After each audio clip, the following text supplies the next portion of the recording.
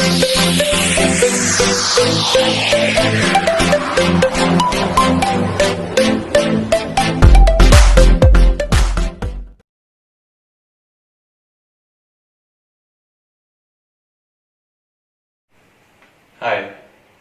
So നമ്മുടെ second ചാപ്റ്ററിലേക്ക് നമ്മൾ കിടക്കുകയാണ്, സ്ട്രക്ചർ ഓഫ് ആറ്റം.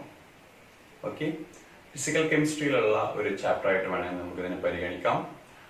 4 ഭാഗങ്ങളാണ് ചാപ്റ്ററിലുള്ളത്, അല്ലെങ്കിൽ 4 ആറ്റം മോഡൽസ് ആണ് ചാപ്റ്റർ പറയുന്നത്. Thomson model, Rutherford model, Bohr model, quantum mechanical model അഥവാ വേവ് മെക്കാനിക്കൽ മോഡൽ. സോ നമുക്ക് ഡയറക്ട്ലി ക്വസ്റ്റ്യനിലേക്ക് ഡിസ്കസ് ചെയ്ത് തുടങ്ങാം. ആദ്യം നമ്മൾ ഡിസ്കസ് ചെയ്യുന്നത് 2019 ഇംപ്രൂവ്മെന്റിന് ചോദിച്ച ക്വസ്റ്റ്യൻ ആണ്. Improvement 2019.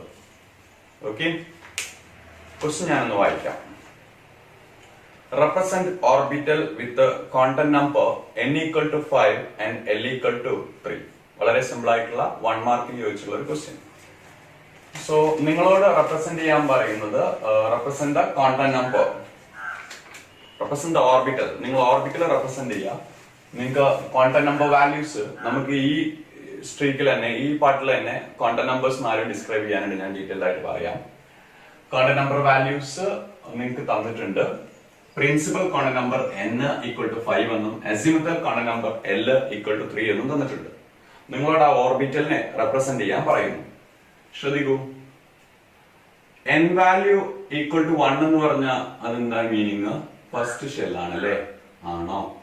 n value principal quantum number 2 എന്ന് പറഞ്ഞു കഴിഞ്ഞാൽ അത് സെക്കൻഡ് ഷെല്ലിനെ മീൻ ചെയ്യുന്നു. n വാല്യൂ 3 എന്ന് പറഞ്ഞു കഴിഞ്ഞാൽ അത് തേർഡ് ഷെല്ലിനെ മീൻ ചെയ്യുന്നു. അങ്ങനെയല്ലേ? സോ n ഈക്വൽ ടു 5 എന്ന് പറയുന്നത് ഏത് ഷെല്ലാണ്? ഫിഫ്ത് ഷെല്ലാണ്. അറിയാലോ, n എന്ന് പറയുന്നത് പ്രിൻസിപ്പൽ ക്വാണ്ടം നമ്പർ, ഷെല്ലിനെ റെപ്രസെന്റ് ചെയ്യുന്ന ക്വാണ്ടം നമ്പർ ആണ്. ഇനി l എന്ന് പറയുന്നത് അസിമുത്തൽ ക്വാണ്ടം നമ്പർ എന്ന് നമ്മൾ പറയും. സബ് ഷെല്ലിനെയാണ് അയാൾ റെപ്രസെന്റ് ചെയ്യുക. Azimuthal quantum number l equal to 0 വരാം അല്ലെ, അല്ലെ l ഈക്വൽ ടു 1 വരാം അല്ലെ, അല്ലെ l ഈക്വൽ ടു 2 വരാം, l ഈക്വൽ ടു 3 വരാം. തൽക്കാലം നമുക്ക് ഇത്രയൊക്കെയാണ് വരാം. l ഈക്വൽ ടു 0 ആണെങ്കിൽ അത് s സബ് ഷെല്ലിനെയാണ് റെപ്രസെന്റ് ചെയ്യുക. അറിയില്ലേ? l ഈക്വൽ ടു 1 ആണെങ്കിൽ അത് p സബ് ഷെല്ലിനെയാണ് റെപ്രസെന്റ് ചെയ്യുക. l ഈക്വൽ ടു 2 ആണെങ്കിൽ അത് d സബ് ഷെല്ലിനെയാണ് റെപ്രസെന്റ് ചെയ്യുക. l ഈക്വൽ ടു 3 ആണെങ്കിൽ അത് f സബ് ഷെല്ലിനെയാണ് റെപ്രസെന്റ് ചെയ്യുക. ഓക്കെ, സോ നമ്മുടെ ക്വസ്റ്റ്യൻ n ഈക്വൽ ടു 5 അഥവാ ഷെല്ല്, ഇത് ആരെ റെപ്രസെന്റ് ചെയ്യുന്നതാണ്? ഷെല്ല്. ഇത് ആരെ റെപ്രസെന്റ് ചെയ്യുന്നതാണ്? സബ് ഷെല്ല് ആണോ? നമ്മളെ കേസിൽ തന്നിട്ടുള്ളത് n ഈക്വൽ ടു 5 അഥവാ ഷെല്ലിന്റെ നമ്പർ 5 ആണ്. Okay, n equal to 5 shell number 5 ആണ്. അപ്പൊ ഫിഫ്ത് ഷെല്ലാണ് ആ ഓർബിറ്റൽ എന്ന് പറയുന്നത്. ആ ഓർബിറ്റൽ എന്ന് പറയുന്നത് fifth ഷെല്ലിലുള്ള ഓർബിറ്റലാണ്. where l value equal to 3, l value 3 means l0 s 1 p 2 d 3 ആണ്. l equal to 3 ആണ് ഏത്? f. so n equal to 5 fifth shell, l equal to 3 f orbital, f or f subshell. so ഇതാണ് നമ്മളോട് point ചെയ്ത orbital. Okay,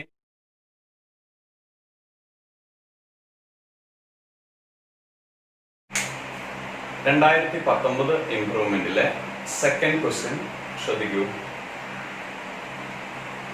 നമുക്ക് തന്നിട്ടുള്ളത് question ഞാനൊന്ന് വായിക്കാം. Threshold frequency for a metal is 7 into 10⁻14 second inverse. Okay, calculate the kinetic energy of emitted electron when radiation of frequency 1 into 10⁻15 Hz is the metal. ഒരു 2 mark question ആണ്. ഇത് directly NCERT തന്നിട്ടുള്ള question ആണ്. അപ്പോ നിങ്ങൾക്ക് photo electric effect അറിയാലോ അല്ലെ? Photo electric effect മാക്സ്വെല്ലിന്റെ ലിമിറ്റേഷൻ ആയിട്ട് പഠിച്ചത് photo electric effect. Photo electric effect എന്താ പറയുന്നത്? സിമ്പിൾ ആയിട്ട് നമ്മൾ അതിനെ റെപ്രസെന്റ് ചെയ്യുകയാണെങ്കിൽ ഇതൊരു മെറ്റലാണ്. ഓക്കെ, ആ മെറ്റലിന്റെ സർഫസിൽ ലൂസ്ലി ബൗണ്ടഡ് ആയിട്ടുള്ള അനേകം ഇലക്ട്രോൺസ് ഉണ്ടാവും. അവസാനത്തെ ഷെല്ലിൽ കിടക്കുന്ന ഇലക്ട്രോണുകൾ ഉണ്ടായിരിക്കും. ആ മെറ്റലിലേക്ക് ഒരു suitable photon light of energy hν where h nu is the energy of light, energy of incident light, E equal to h nu, and nu is the frequency of incident radiation. ഇതിലേക്ക് വന്ന് പതിച്ച ലൈറ്റിന്റെ frequency. അപ്പോൾ ഒരു h nu light, ഒരു photon, light is A group of photon വന്ന് ഇതിൽ hit ചെയ്യുന്ന സമയത്ത് ഇതിന്റെ സർഫസിൽ നിന്നും ഇലക്ട്രോൺ പുറത്തേക്ക് എന്ത് ചെയ്യും? തെറിച്ചു പോകും. ഇലക്ട്രോൺ പുറത്തേക്ക് ഇജക്ട് ചെയ്യും. ആ ഇജക്ട് ചെയ്യുന്ന ഫിനോമിനൻ ആണ് എന്ത്? Photo electric effect. നമുക്കറിയാം അല്ലെ, the phenomenon of ejection of electron from when a light of frequency, particular suitable frequency falls on the metal. Phenomenon of ejection of electron when a light of suitable frequency falls on it. Okay. അപ്പൊ ഈ eject ചെയ്തു പോകുന്ന ആൾക്ക് ഒരു kinetic energy ഉണ്ടായിരിക്കും, ഒരു maximum kinetic energy ഉണ്ടായിരിക്കും. അതാണ് നമ്മളോട് ഈ ക്വസ്റ്റ്യനിൽ ചോദിച്ചിട്ടുള്ളത്.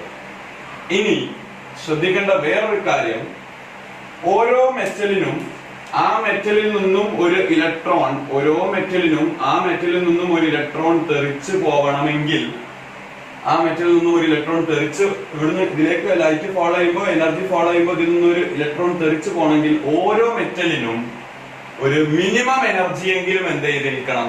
വരുന്ന ലൈറ്റിൽ ഉണ്ടായിരിക്കണം. ആ എനർജിയെ വിളിക്കുന്ന പേരെന്താണ്? ത്രെഷോൾഡ് എനർജി അല്ലെ? ത്രെഷോൾഡ് എനർജി അഥവാ വർക്ക് ഫംഗ്ഷൻ h0 ആണോ? ആ ഫ്രീക്വൻസി വിളിക്കുന്ന പേര് ത്രെഷോൾഡ് ഫ്രീക്വൻസി. ഇത് ഉപയോഗിച്ചിട്ട് ഐൻസ്റ്റീൻസ് റിലേഷൻ നിങ്ങൾ പഠിച്ചിട്ടുണ്ടാവുമല്ലോ. Einstein's equation for photoelectric effect ഇല്ലേ? എന്താ പഠിച്ചുള്ളത്? Kinetic energy maximum equal to h into nu minus nu zero. h into nu minus nu zero. h എന്താ? പ്ലാങ്ക്സ് കോൺസ്റ്റന്റ് ആണല്ലോ. nu എന്ന് പറയുന്നത് frequency of incident light and nu zero is the threshold frequency. വരുന്ന ലൈറ്റിൽ ഉണ്ടായിരിക്കേണ്ട minimum frequency. ഇവിടെ നിന്നും electron eject ചെയ്യുവാൻ, വരുന്ന ലൈറ്റിൽ ഉണ്ടായിരിക്കേണ്ട മിനിമം ഫ്രീക്വൻസി ആണ് ത്രെഷോൾഡ് ഫ്രീക്വൻസി. ഇത് രണ്ട് ക്വസ്റ്റ്യൻ ഉണ്ട്. നോക്കൂ, ത്രെഷോൾഡ് ഫ്രീക്വൻസി ഉണ്ട്, നോക്കൂ ഇൻസിഡന്റ് ലൈറ്റിന്റെ ഫ്രീക്വൻസി ഉണ്ട്. h കൊണ്ട് മൾട്ടിപ്ലൈ ചെയ്താൽ മതി പോരെ. h ന്റെ വാല്യൂ എന്താ? 6.626 into 10⁻⁻34 ആണല്ലോ. ഇനി ക്വസ്റ്റ്യൻ ആൻസർ ചെയ്യാണ്. 6.626 into 10⁻⁻34 h കൊടുത്തേ ഓഫ് ന്യൂ എന്താ? ന്യൂ 1 into 10⁻15 മൈനസ് ന്യൂ 0 എന്താ? 7 into 10⁻14 ഹെഡ്സ് അഥവാ second inverse. Both are same. ഇനി നമ്മൾ ഈ രണ്ടും തമ്മിൽ കുറയ്ക്കണം അല്ലേ? രണ്ട് നമ്പർ തമ്മിൽ കുറയ്ക്കണേൽ അതിന്റെ ഓർഡർ സെയിം ആയിരിക്കും. ഇത് 15ഉം ഇത് 14ഉം. എന്താ ഇതിന്റെ മീനിങ്? 1 കഴിഞ്ഞിട്ട് 15 zeros ഉണ്ട്. ഞാൻ അതിൽ ഒരു 0 ഇങ്ങോട്ട് കൊടുത്താൽ ഇതിനെ ഞാൻ എങ്ങനെ എഴുതും? 10 into 10⁻14 എഴുതും. 15 പൂജ്യത്തിന് ഒരു പൂജ്യം ഇങ്ങോട്ട് കൊടുത്താൽ 1 10 ആവും. ബാക്കി എത്ര പൂജ്യം ഉണ്ടാവും? 15 ഉണ്ടാവില്ലല്ലോ, 14 ഉണ്ടായി. Minus 7 into 10⁻14. സോ ഇനി ധൈര്യമായിട്ട് കുറക്കാം. രണ്ടിന്റെയും ഓർഡർ സെയിം ആയി, ധൈര്യമായിട്ട് കുറക്കാം. സോ 10 7 കുറച്ച് കഴിഞ്ഞാൽ 3 ഉണ്ടാവും. സോ ഇതിന്റെ ബാക്കി ആൻസർ എന്ത് വരിക? 3 into 10⁻14. സോ മൾട്ടിപ്ലൈ ചെയ്യാനുള്ളത് എന്തൊക്കെയാ? 6.626 into 10⁻⁻34 3 into 10⁻14. ഇതും മൾട്ടിപ്ലൈ ചെയ്താൽ -20 എന്ന് വരും. 6.6ഉം ഞാൻ കംപ്ലീറ്റ് ആയി ചെയ്യുന്നില്ല. 6.6ഉം 3 മൾട്ടിപ്ലൈ ചെയ്ത് കഴിഞ്ഞാൽ 19.8 സംതിങ് ഉണ്ടായിരിക്കും into 10⁻⁻20. അത്രയും ജൂൾ ആയിരിക്കും. കാരണം കൈനറ്റിക് എനർജിയാണ് കാണുന്നത് അല്ലെ? 3.18 പിന്നെ 3.6 വരുന്നത് 1.8. 18 + 1.8 19.8. 26ഉം കൂടി മൾട്ടിപ്ലൈ ചെയ്തിട്ടുണ്ടായിരിക്കും. നിങ്ങൾക്ക് അത് കാൽക്കുലേറ്റ് ചെയ്യാവുന്നതാണ്. So 19.8 into 10⁻20 joule.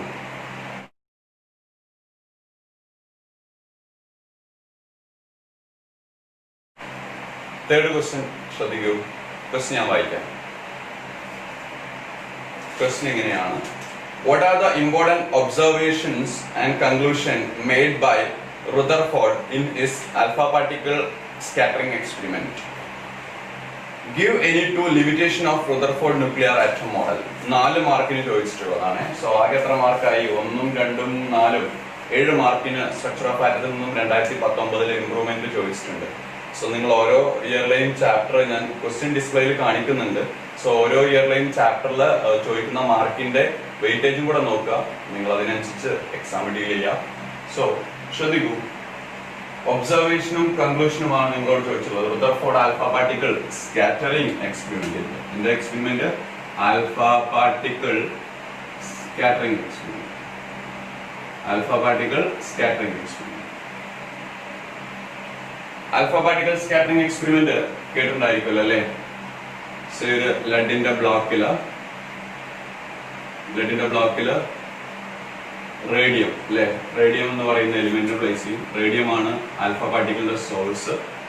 ഓക്കെ, അതിനി രണ്ട് സ്ലിറ്റ് വഴി അതിൽ നിന്നും ആൽഫ പാർട്ടിക്കിൾ എത്തും. ഓക്കെ, അതൊരു ഗോൾഡിന്റെ ഫോയിലൂടെ, ഗോൾഡ് എന്ന് പറയുന്ന ആരത്തിന്റെ ഫോയിലൂടെ കടത്തി വിടുന്ന സമയത്ത് ഇതൊരു സർക്കുലർ, എന്താണ് സർക്കുലർ ആയിട്ടുള്ള ഒരു സിങ്ക് സൾഫൈഡ് സ്ക്രീൻ ആണ്. ഇത് ഗോൾഡ് എന്ന് പറയുന്ന ഒരു മെറ്റൽ, സ്വർണത്തിന്റെ ഒരു ചെറിയ തകിടാണ്. ഇതിൽ അനേകം ഗോൾഡിന്റെ ആറ്റംസ് ഉണ്ടായിരിക്കും. അതിലേക്ക് ആൽഫ പാർട്ടിക്കിൾ എന്ത് ചെയ്യുന്നു, വരുന്ന ആൽഫ പാർട്ടിക്കിൾ കുറെയൊക്കെ ഇതിലൂടെ ഇങ്ങനെ കടന്നു പോകുന്നതായിട്ട് കാണാൻ പറ്റുന്നു. First observation, most of alpha particle pass through the gold foil. ഒരു 99% ഇതിലൂടെ കടന്നു പോകും. കുറച്ചെണ്ണം ഇങ്ങനെ വന്നിട്ട് ചെറിയ ആംഗിൾ, ഇങ്ങനെയായിരുന്നു പോവേണ്ടത്, പക്ഷെ ചെറിയ ആംഗിൾ എന്ത് ചെയ്യും, ഡിഫ്ലക്ട് ചെയ്യും. Few of them deflected through a small angle. കുറച്ചെണ്ണം ഇങ്ങനെ പോകേണ്ട ആള് തിരിച്ചു വരും, നേരെ പോകേണ്ട ആള് റീബൗണ്ട് ചെയ്യും, ഈ ആംഗിൾ പുറകോട്ട് വരും. ഇങ്ങനെ 3 ഒബ്സർവേഷൻസ് ആണ് കിട്ടിയിരുന്നത് അല്ലെ, പരിചയമുണ്ടല്ലോ. അതിൽ നിന്നും കൺക്ലൂഷൻസ് എന്താണെന്നുള്ളതും കൂടെയാണ് നമ്മളൊന്ന് പറയുന്നത്. നിങ്ങൾ 3 പോയിന്റ്സ് ഉണ്ട്, അത് പഠിക്കുക. ഫസ്റ്റ് ഒബ്സർവേഷൻ എന്തായിരുന്നു, ഞാനതാ ഒരു ആറ്റം കാണിക്കാം, അതിലൊരു ആറ്റം കാണിക്കാം. ഇത് ഗോൾഡ് ആണ്.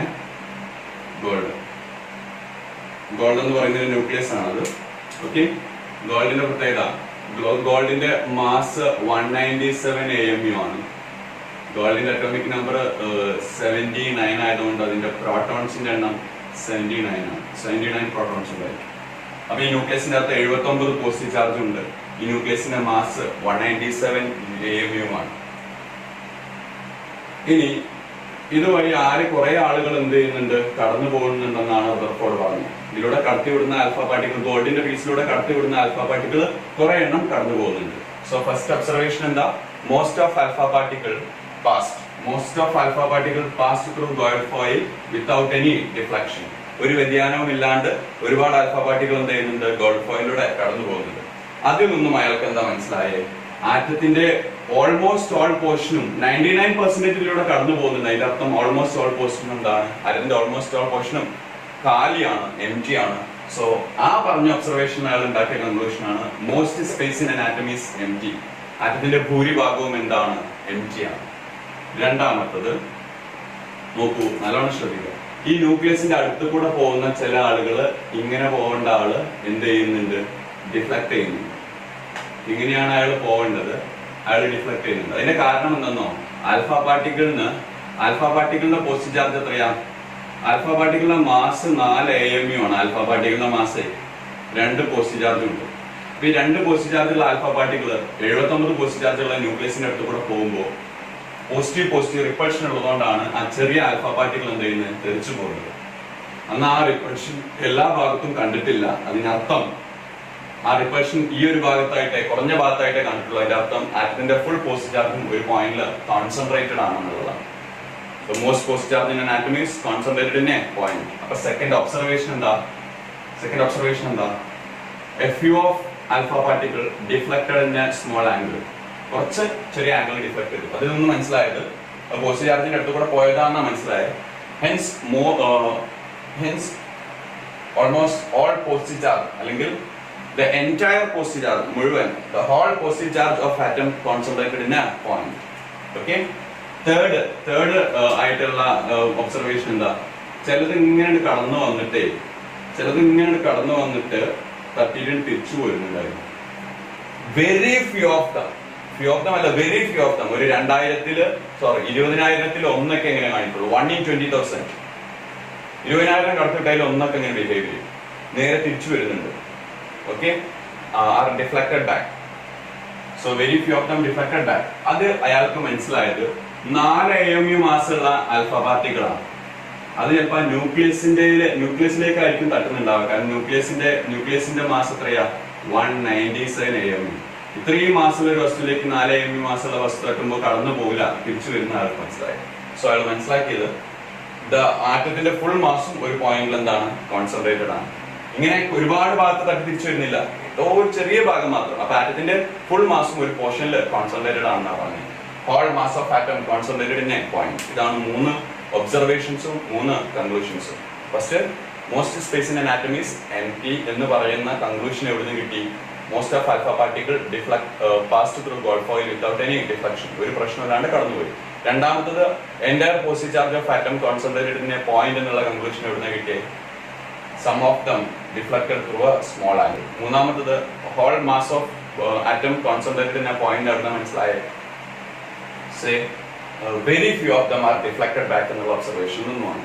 ഇനി നമുക്ക് ഇതാണ് 3 ഒബ്സർവേഷനും കൺക്ലൂഷനും. ഇത് എഴുതി കഴിഞ്ഞാൽ നിങ്ങൾക്ക് 3 മാർക്ക് കിട്ടുമായി.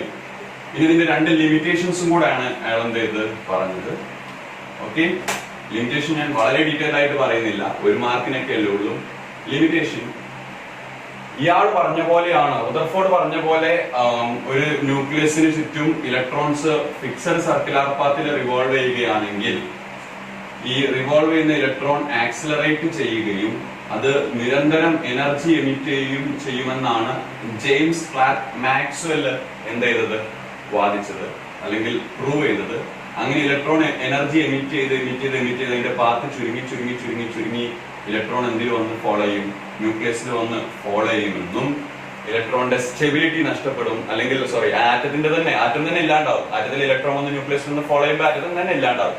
അപ്പൊ ആറ്റത്തിന്റെ സ്റ്റെബിലിറ്റി നഷ്ടപ്പെടുമെന്നാണ് ജെയിംസ് ക്ലാർക്ക് മാക്സ്വെൽ എന്ത് ചെയ്തത്? പോയിന്റ് ചെയ്തത്. അപ്പൊ എന്താ ലിമിറ്റേഷൻ? ഈ fails to explain the stability of atom. അതായത് when electron revolves around nucleus in a fixed circular path, it continuously emits energy. നിരന്തരം അത് എനർജി എമിറ്റ് ചെയ്യുകയും and finally collapsed into nucleus എന്നാണ് കണ്ടെത്താൻ പറ്റിയിട്ടുള്ളത്.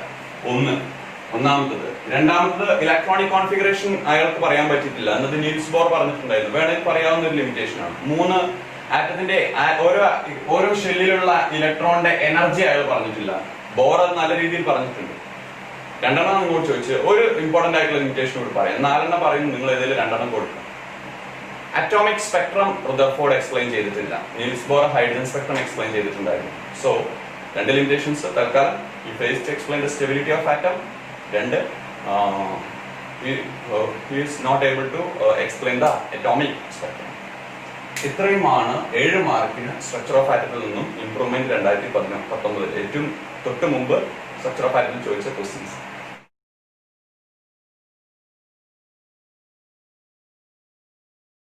Minimum value of the product of uncertainty in position and momentum of a moving microscopic particle is equal to dash.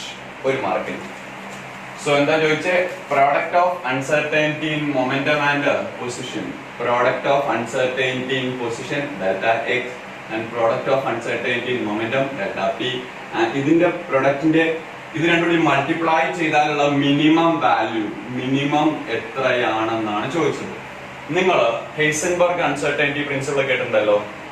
ഒരു move ചെയ്യുന്ന subatomic പാർട്ടിക്കിളിന്റെ, microscopic പാർട്ടിക്കിളിന്റെ mass വളരെ കുറഞ്ഞ particle move ചെയ്യുകയാണെങ്കിൽ, എങ്ങനെ move ചെയ്തോട്ടെ, സർക്കുലറോ എങ്ങനെ മൂവ് ചെയ്തോട്ടെ, അതിന്റെ മൊമെന്റവും പൊസിഷനും ഒരേ സമയം കറക്റ്റ് ആയിട്ട് ആക്യുറേറ്റ് ആയിട്ട് പറയാൻ പറ്റില്ല എന്നാണ് ഹെയ്സൻബർഗ് കണ്ടെത്തിയിട്ടുള്ളത്. അതായത് ഇറ്റ് ഈസ് ഇമ്പോസിബിൾ, ബുദ്ധിമുട്ടാണ് ടു പ്രെഡിക്റ്റ്, പ്രവചിക്കാൻ ബോത്ത് പൊസിഷൻ ആൻഡ് മൊമെന്റം, പൊസിഷനും മൊമെന്റവും ആരുടെ of a moving subatomic particle or microscopic particle, move ചെയ്യുന്ന വളരെ മാസ് കുറഞ്ഞ പാർട്ടിക്കിളിന്റെ. എങ്ങനെ പറയാനാ ബുദ്ധിമുട്ടാണെന്നൊക്കെ പറഞ്ഞിട്ടുള്ളത്. എങ്ങനെ പറയാനാ ബുദ്ധിമുട്ട്? Simultaneously and precisely, simultaneously and accurately, ഒരേ സമയം കറക്റ്റ് ആയിട്ട് പറയാൻ ബുദ്ധിമുട്ടാണെന്നാണ് ഹെയ്സൻബർഗ് തെളിയിച്ചിട്ടുള്ളത്. അഥവാ നിങ്ങൾ പൊസിഷൻ കറക്റ്റ് ആക്കുമ്പോൾ മൊമെന്റത്തില് മാക്സിമം എറർ വരുമെന്നും മൊമെന്റം കറക്റ്റ് ആക്കുമ്പോൾ പൊസിഷനിൽ മാക്സിമം എറർ വരുമെന്നാണ് ഹെയ്സൻബർഗ് തെളിയിച്ചിട്ടുള്ളത്. പൊസിഷനിലുള്ള എറർ ഡെൽറ്റ എക്സും മൊമെന്റത്തിലുള്ള എറർ ഡെൽറ്റ പിയും ആണെങ്കിൽ ഹെയ്സൻബർഗ് എക്സ്പെരിമെന്റലി പ്രൂവ് ചെയ്തിട്ടുള്ളത് പ്രോഡക്റ്റ് അഥവാ മൾട്ടിപ്ലൈ ചെയ്യുക, product of error in position and error in momentum greater or equal to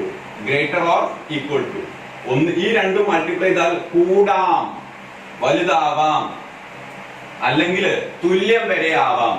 arc? Equal to h/4π. h Planck's constant നമ്മൾ കണ്ടല്ലോ, 6.626 × 10⁻34. 4π 4 × 3.14.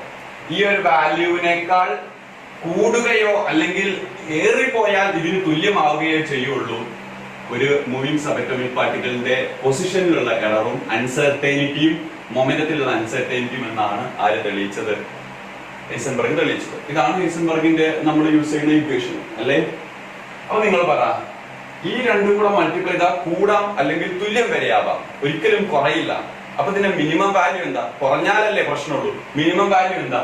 Equal to എന്നുള്ളതാണ്. So ഏതാണ് മൊമെന്റും പൊസിഷനും മൾട്ടിപ്ലൈ ചെയ്താൽ കിട്ടുന്ന മിനിമം വാല്യൂ? എന്തായാലും യൂഷ്വലി കൂടാണ് ചെയ്യാം. മിനിമം വാല്യൂ ഏത് വരെ പോവാം? h/4π വരെ പോവാം. സോ ആ ഡാഷിൽ നിങ്ങൾ ഫിൽ ചെയ്യേണ്ടത് h/4π.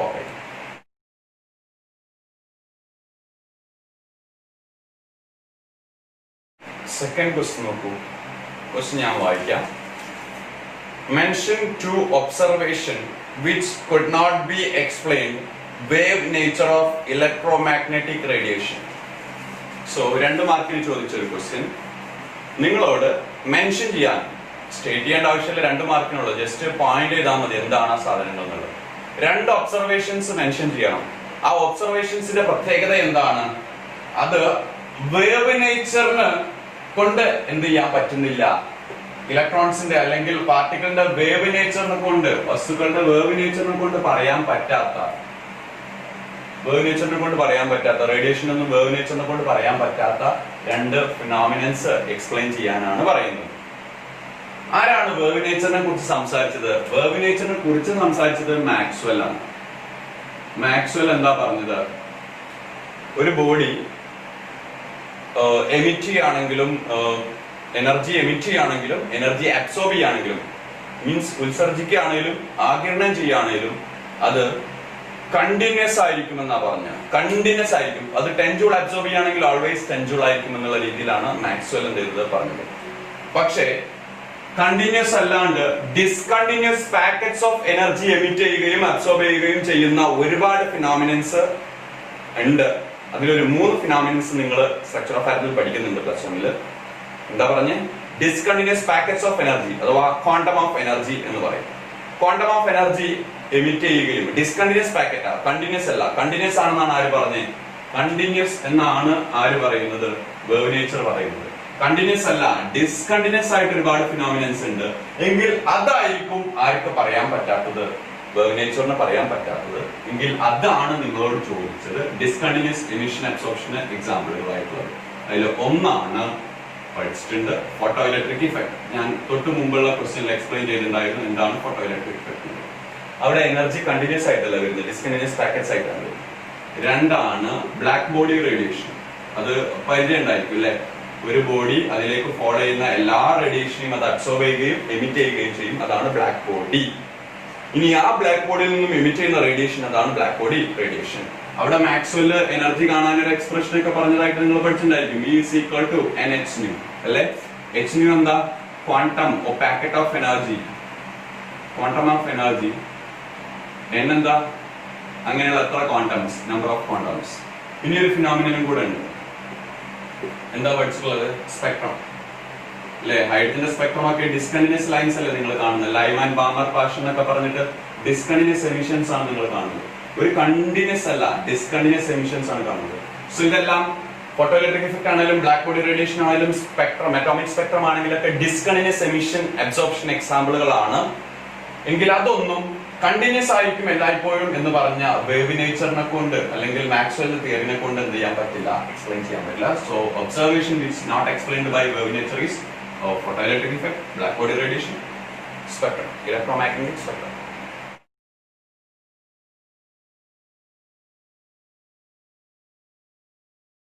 (2019) അവസാനത്തെ ക്വസ്റ്റ്യൻ ഒന്ന് ശ്രദ്ധിക്കാം.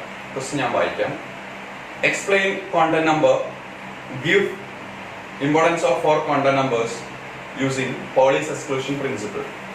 4 കോണ്ടന്റ് നമ്പറും എക്സ്പ്ലെയിൻ ചെയ്യുകയും 4 മാർക്കിനാണ് ക്വസ്റ്റ്യൻ. അപ്പോ ഇംപ്രൂവ്മെന്റിന് നിങ്ങൾ 4, 2, 1, 7 മാർക്കിന് കണ്ടു. മാർച്ചിലും നിങ്ങൾ 2019 4, 2, 7 മാർക്കിന് കണ്ടു. 4, 2, 1, 7 മാർക്കിന് കണ്ടു. സ്ട്രക്ചർ ഓഫ് അറ്റൻഡൻസ് നിയർലി 7 മാർക്കിന് ചോദിക്കുന്നുണ്ട്. സോ നല്ല വെയിറ്റേജ് ഉള്ള ചാപ്റ്ററാണ്.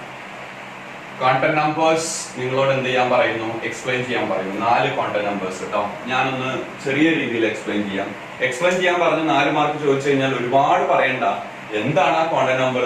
എന്തിനെയാണ് അത് സൂചിപ്പിക്കുന്നത്? എന്താണ് അതിന്റെ വാല്യൂസ്? ഫസ്റ്റ് കോണ്ടന്റ് നമ്പറിന്റെ പേര് അത്രയും പറഞ്ഞാൽ മതിയെ. Principal quantum number. Principal quantum number അതിനെ സിംബോളിക്കലി റെപ്രസെന്റ് ചെയ്യുന്നത് n.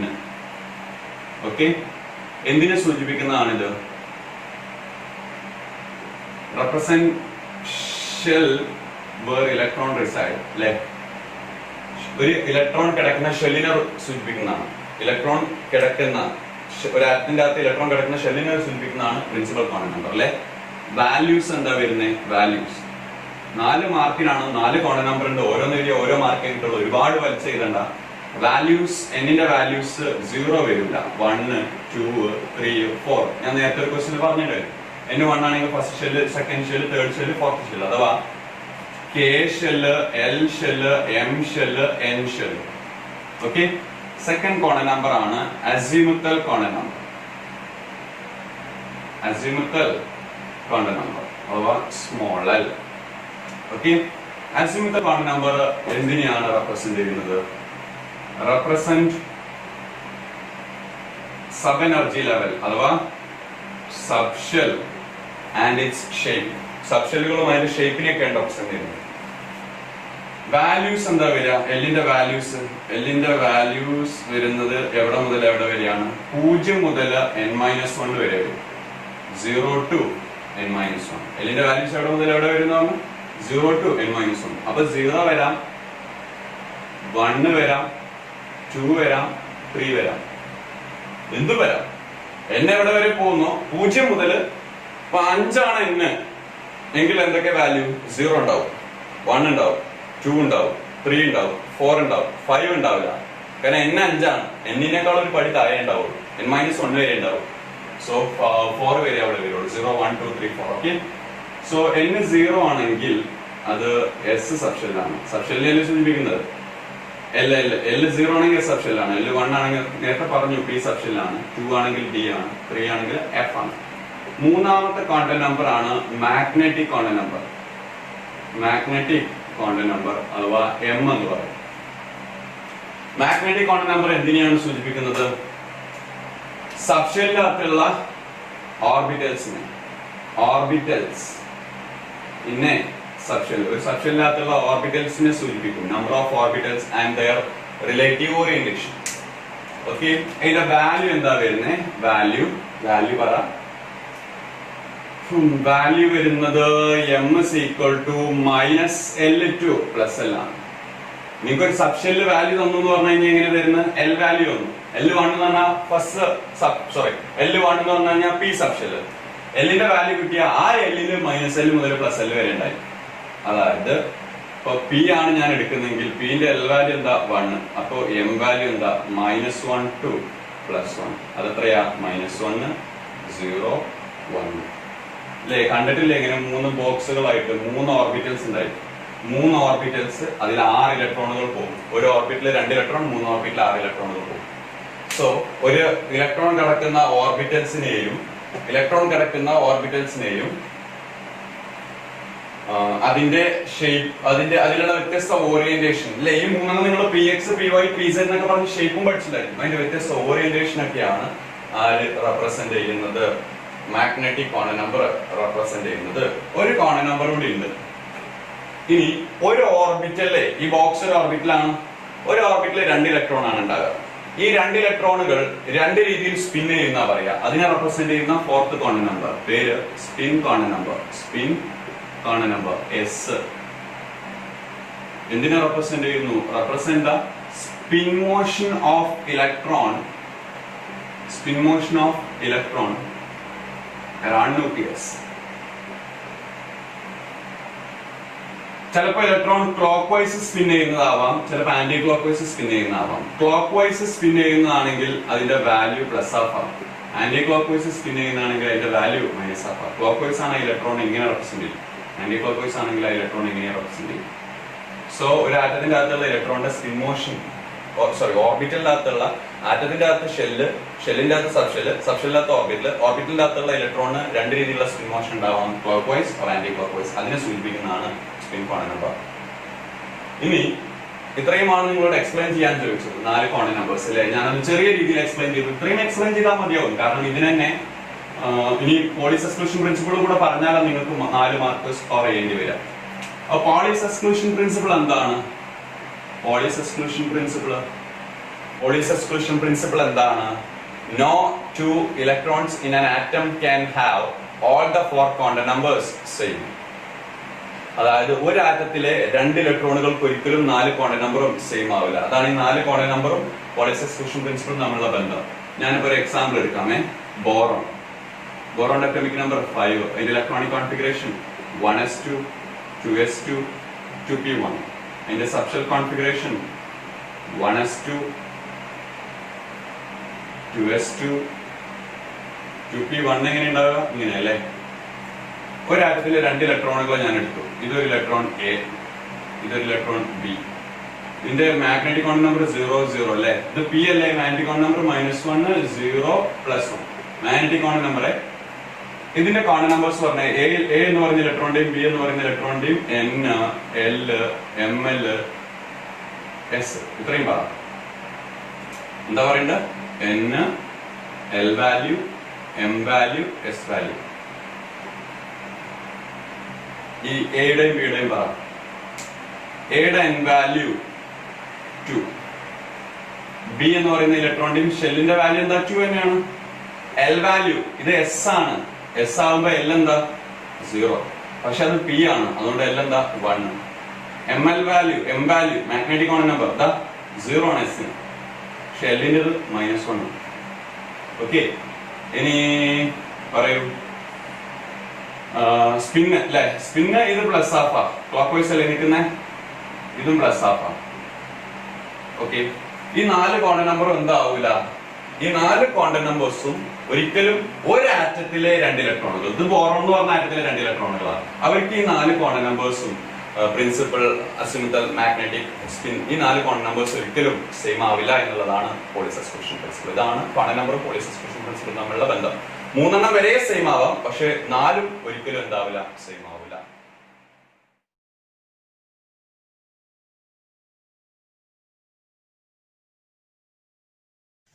(2018) ഇംപ്രൂവ്മെന്റിലെ ഫസ്റ്റ് ക്വസ്റ്റ്യൻ ഒന്ന് ശ്രദ്ധിക്കൂ.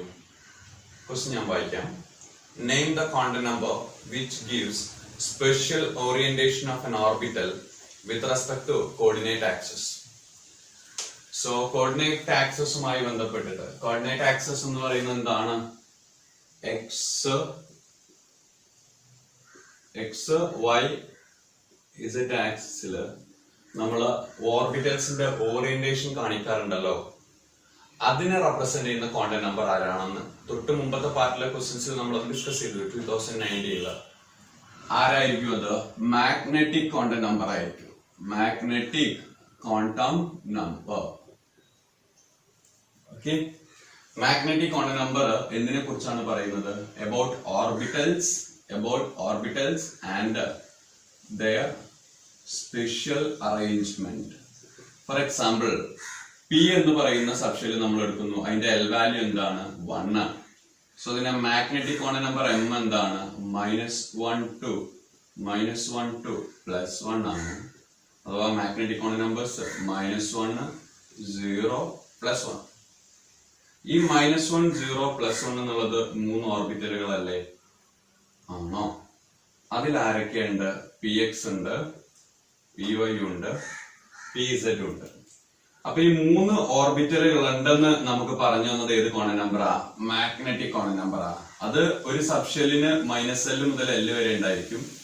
സോ 12+1 ഒരു സബ്ഷെല്ലിന്റെ വാല്യൂ L ആണെങ്കിൽ അതിൽ എത്ര ഓർബിറ്റൽസ് ഉണ്ടായിരിക്കും? 12+1 ഓർബിറ്റൽസ് ഉണ്ടായിരിക്കും. സോ അത്രയും ഓറിയന്റേഷനും അതിനുണ്ടായിരിക്കും. അങ്ങനെ പിയുടെ ഓറിയന്റേഷൻ നമ്മൾ പഠിച്ചിട്ടുണ്ടല്ലോ. ഞാൻ ജസ്റ്റ് ഒന്ന് കാണിക്കാം.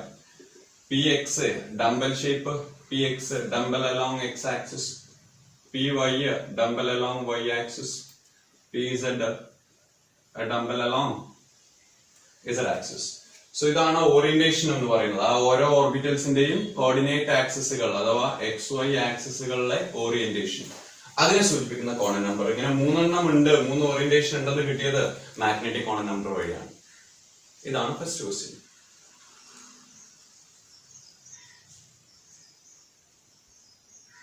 So which corner number gives a special arrangement of an orbital? So which corner number gives special arrangement of an orbital means it is magnetic corner number.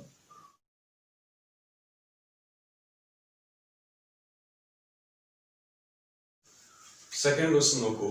Write any two important observations of photoelectric effect. Photoelectric effect നമ്മൾ കഴിഞ്ഞ ഭാഗത്ത് discuss ചെയ്തിട്ടുണ്ടായിരുന്നു. അതിന്റെ ഒബ്സർവേഷൻസും ടെക്സ്റ്റിൽ പറയുന്നുണ്ട്. ഒബ്സർവേഷൻസിനായിട്ട് ഒരു evacuated tube അവര് കാണിച്ചിട്ടുണ്ട്. നിങ്ങൾ ടെക്സ്റ്റില് ഫിഗർ കണ്ടിട്ടുണ്ടായിരിക്കും. ഒരു ഇവാക്വേറ്റഡ് ട്യൂബില് ഇവിടെ ഒരു മെറ്റലിന്റെ പീസ് എടുത്തിട്ടുണ്ടായിരിക്കും. ഇവിടെ ഒരു ഡിറ്റക്ടർ. ഇതെന്താണ്? ഡിറ്റക്ടർ. ഓക്കെ, ഒക്കെ ക്രോസ് ആയിട്ട് ഒരു എമ്മീറ്റർ കണക്ട് ചെയ്തിട്ടുണ്ട്. മെറ്റൽ മൈനസ്, ഇത് പ്ലസ്. പോസിറ്റീവ് പൊളാരിറ്റി, അത് നെഗറ്റീവ് പൊളാരിറ്റി, ഇങ്ങനെ കണക്ട് ചെയ്തിട്ടുണ്ട്. ഇതാരാ? മെറ്റൽ അല്ലെ? ഇങ്ങനെ ഒരു എക്സ്പെരിമെന്റൽ സെറ്റപ്പ് വെച്ചിട്ട് 4 ഒബ്സർവേഷൻസ് നിങ്ങൾ പഠിച്ചിട്ടുണ്ടായിരിക്കും. ഇതൊരു വാക്വേറ്റഡ് ഗ്ലാസ് ട്യൂബ് ആണ്. സോ ഇതിലേക്ക് പുറത്തുനിന്നും ഒരു ലൈറ്റ് ഓഫ് ഫ്രീക്വൻസി hν വന്ന് ഫോൾ ചെയ്യുമ്പോൾ ഇവിടെ നിന്നും ഇലക്ട്രോൺ ഇങ്ങോട്ടേക്ക് എന്ത് ചെയ്യും? ഇജക്ട് ചെയ്യും with a maximum kinetic energy.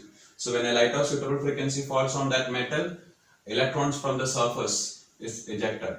Okay, electron negative charge ആണല്ലോ അല്ലെ? അത് സോ പോസിറ്റീവ് പൊളാരിറ്റിയെ എന്ത് ചെയ്യും? പോസിറ്റീവ് പൊളാരിറ്റിയെ ലക്ഷ്യമായിക്കൊണ്ട് മൂവ് ചെയ്യും.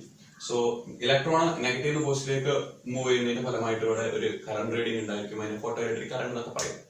സോ ഈ ഒരു എക്സ്പെരിമെന്റൽ സെറ്റപ്പ് യൂസ് ചെയ്തിട്ട് അവർക്ക് മനസ്സിലായിട്ടുള്ള കൺക്ലൂഷൻസ് എന്തൊക്കെയാണെന്ന് ഒന്ന് ശ്രദ്ധിക്കാം.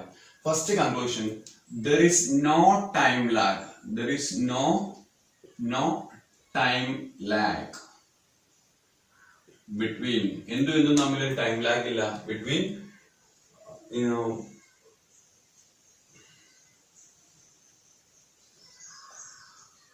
there is no time lag between falling of incident light. There is no time lag between falling of incident light and ejection of electron.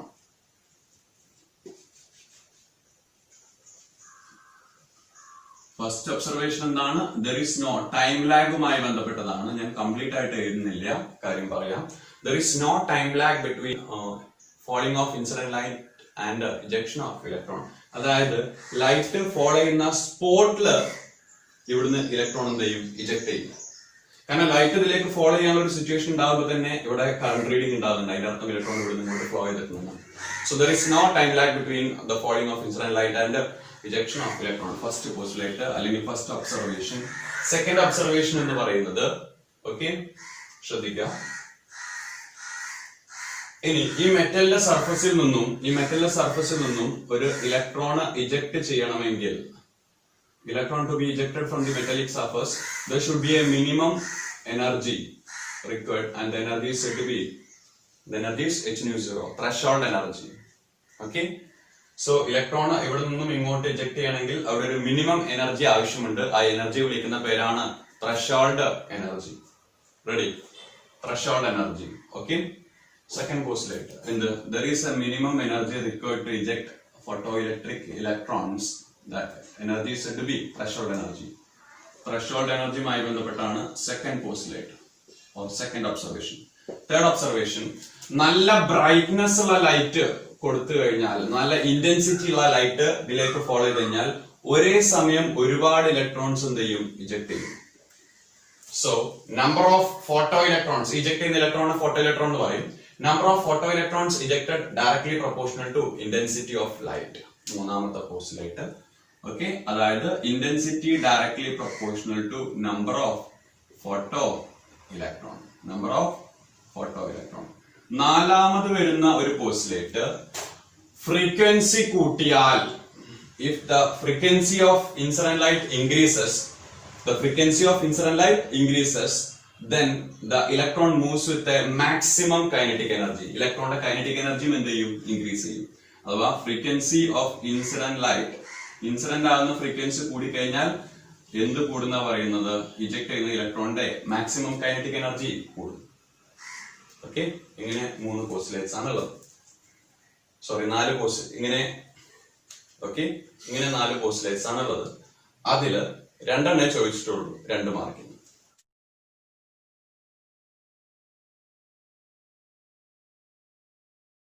Third question ഞാൻ വായിക്കാം. Explain how the different series of lines are formed in hydrogen spectrum. Derive the equation to find verb number of spectrum. So, നമ്മൾ explain ചെയ്യേണ്ടത് എന്താണ്, എങ്ങനെയാണ് different series of lines hydrogen സ്പെക്ട്രത്തിൽ രൂപപ്പെടുന്നത് അല്ലെ. Hydrogen spectrum എന്ന് പറയുന്നത് നിങ്ങൾ കണ്ടിട്ടുണ്ടായിരിക്കും, അനേകം ലൈൻസ് ഉള്ളതാണ്, ഒരുപാട് ലൈൻസ് ഉണ്ട്. കറക്റ്റ് ഓർഡറിലല്ല ഞാൻ വരച്ചുള്ളത്. ഇത് n=1 നമ്മൾ അതിനെ ബാമർ സീരീസ് എന്ന് പറയും അല്ലെ, ബാമർ സീരീസ്. സോറി, n=1, ഇത് n=1 നമ്മൾ അതിനെ ലൈമാൻ സീരീസ് എന്ന് പറയും. ഇത് n=2 അതിനെ നമ്മൾ ബാമർ സീരീസ് എന്ന് പറയും. ഇത് n=3 അതിനെ നമ്മൾ പാഷൻ സീരീസ് എന്ന് പറയും, പാഷൻ. ഇത് n=4 അതിനെ ബ്രാക്കറ്റ് സീരീസ് എന്ന് പറയും. n=5 അതിനെ ഫണ്ട് സീരീസ് എന്നൊക്കെ പറയും അല്ലെ. സോ ഹൈഡ്രജൻ ആറ്റം ഇലക്ട്രോൺസിന്, ഹൈഡ്രജൻ ആറ്റത്തിൽ ഒരു ഇലക്ട്രോൺ ഉണ്ടാവുക. So system of hydrogen atom ഇലക്ട്രോണിനെ അബ്സോർബ് ചെയ്യുന്ന സമയത്ത്, ഇലക്ട്രോൺസ് ഹയർ എക്സൈറ്റഡ് സ്റ്റേറ്റിലേക്ക് എത്തിയിരിക്കാം. ആ ഹയർ എക്സൈറ്റഡ്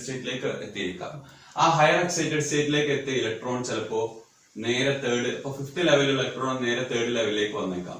അതിനുശേഷം പിന്നെ ഏത് ലെവലിലേക്ക് വന്നേക്കാം, 1st ലെവലിലേക്ക് വന്നേക്കാം. ചിലപ്പോ 5th നിന്നും ഡയറക്ട്ലി ഏതിലേക്ക് വന്നേക്കാം, എന്തിലേക്ക് വന്നേക്കാം, 1st വന്നേക്കാം. അതിനൊക്കെ തുല്യമായിട്ട് നിങ്ങൾക്ക് കാണാൻ പറ്റുന്നത് ഓരോ ലൈൻസാ. ഇങ്ങനെയുള്ള ഓരോ ലൈൻസാ. 5th നിന്ന് 3rd ഇങ്ങനെ ട്രാൻസിഷൻ നടന്നത്. എനർജി റിലീസ് ചെയ്യുമ്പോൾ സ്പെക്ട്രം നോക്കുമ്പോൾ ഒരു ലൈൻ കാണാൻ പറ്റും. ഇവിടെയും എനർജി റിലീസ് ചെയ്യുമ്പോൾ സ്പെക്ട്രം നോക്കുമ്പോൾ ലൈൻ കാണാൻ പറ്റും. ഇപ്പൊ 5 നേരെ 1ലേക്ക് വന്നു കഴിഞ്ഞാൽ എനർജി റിലീസ് ചെയ്യും, അപ്പൊ സ്പെക്ട്രം നോക്കുമ്പോൾ ലൈൻസ് കാണാൻ പറ്റും. അപ്പൊ എങ്ങനെയാണ് ഹൈഡ്രജൻ സ്പെക്ട്രത്തിന്റെ ലൈൻസ് ഫോം ചെയ്യുന്നത് വെച്ച് കഴിഞ്ഞാൽ, it is due to the excitation and de-excitation of electrons between various energy levels which present in hydrogen atom. Hydrogen ആറ്റത്തിന്റെ അകത്തുള്ള വ്യത്യസ്ത എനർജി ലെവലുകളിൽ നിന്നുകൊണ്ട് ഇലക്ട്രോൺസ് എക്സൈറ്റ് ചെയ്യുകയും മുകളിലേക്ക് പോവുകയും തിരിച്ച് താഴേക്ക് വരികയും ചെയ്യുന്നതിന്റെ ഫലമായിട്ട് നമുക്ക് താഴേക്ക് വരുമ്പോൾ അനേകം എനർജീസ് എമിറ്റ് ചെയ്യും. അതിന് തുല്യമായിട്ടുള്ള ലൈൻസ് ആണ് നമുക്ക് കാണാൻ പറ്റുന്നത്. ഈ ലൈൻസിന്റെ വേർബ് നമ്പർ കാണുവാൻ വേണ്ടി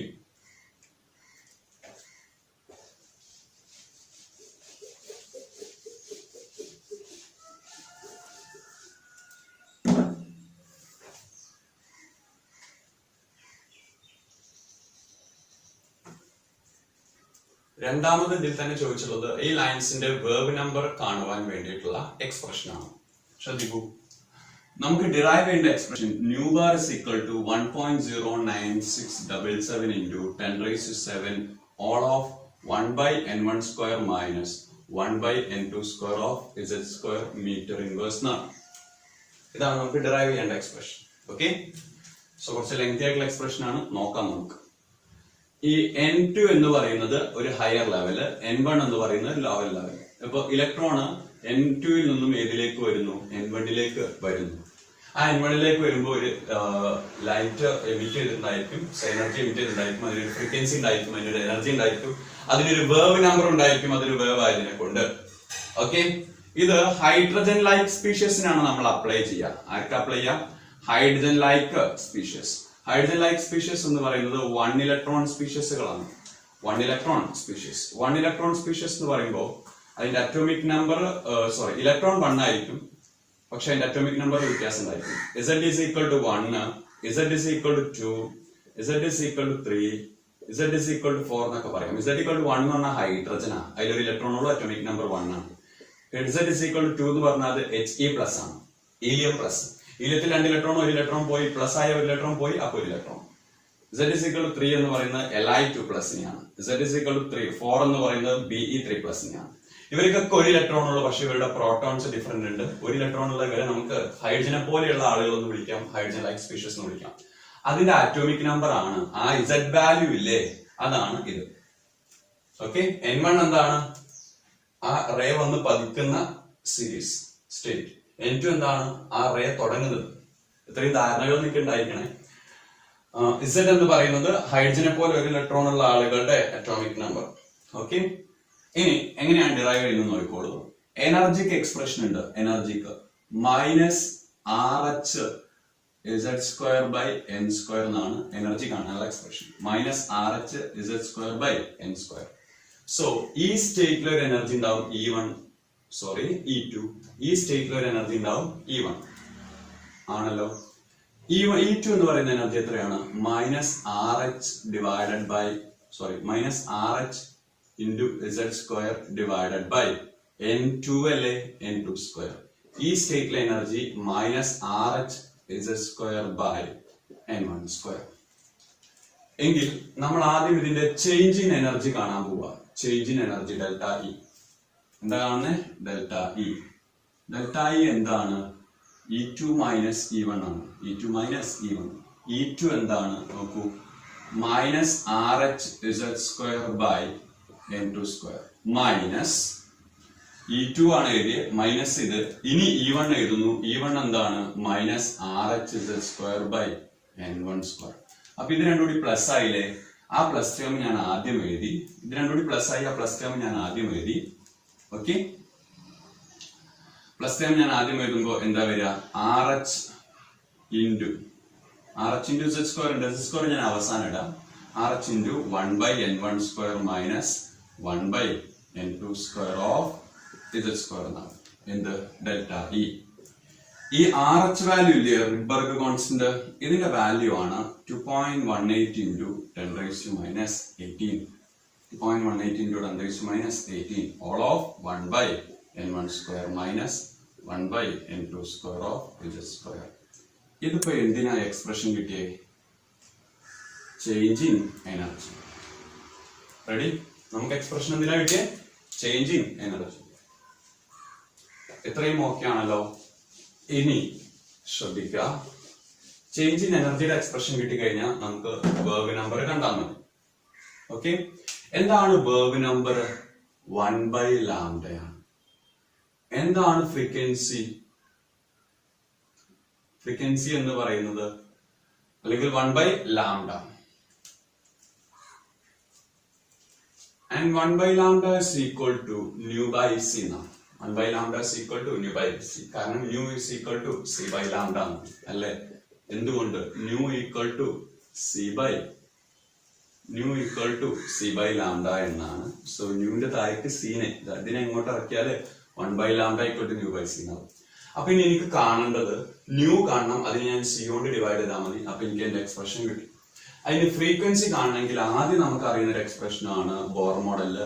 change in energy is equal to hc. Frequency കാണണമെങ്കിൽ ആദ്യം നമുക്ക് അറിയുന്ന ഒരു എക്സ്പ്രഷൻ ആണ് ബോർ മോഡലില്. Change in energy is equal to h nu ആണോ?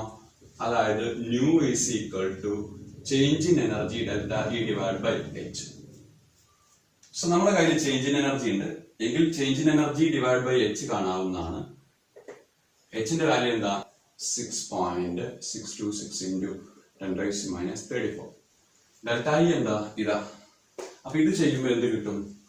2.18 into 10⁻⁸18 divided by 6.626 into 10⁻�34 എന്നാവും. ബാക്കി ഒരുപോലെ തന്നെ വരിക കേട്ടോ. ഇവിടെ സെയിം തന്നെയാ വരിക. ഏത് സെയിം? ഈ സെയിം വരിക. ഓക്കെ, ഇത് ചെയ്താൽ നമുക്ക് ഉത്തരം കിട്ടുക 3.29 into 10⁻15 into ബാക്കി എന്താണ്? സെയിം ആണ്. ഇപ്പൊ എന്ത് കിട്ടി? ഫ്രീക്വൻസി കിട്ടി. ഫ്രീക്വൻസി കിട്ടിയാൽ ഫ്രീക്വൻസിയെ വെലോസിറ്റി ഓഫ് ലൈറ്റ് എത്രയാ? വെലോസിറ്റി ഓഫ് ലൈറ്റ് 3 into 10⁸8 അതുകൊണ്ട് ഡിവൈഡ് ചെയ്താൽ ന്യൂ ബാർ കിട്ടും. So new bar is equal to frequency 3.29 into 10⁻15 divided by c. c എന്താ? 3 into 10⁸8. ബാക്കി സെയിം ആണ്. എന്താണ് same? 1/n1² minus 1/n2² all of Z². ഇത്രയും ചെയ്താൽ ന്യൂ ബാറിന്റെ എക്സ്പ്രഷൻ കിട്ടിയില്ലേ? ഈ വാല്യൂ ചെയ്താൽ കിട്ടുന്നതാണ് new bar is equal to 1.09677 into 10⁻7 of 1/n1² minus 1/n2².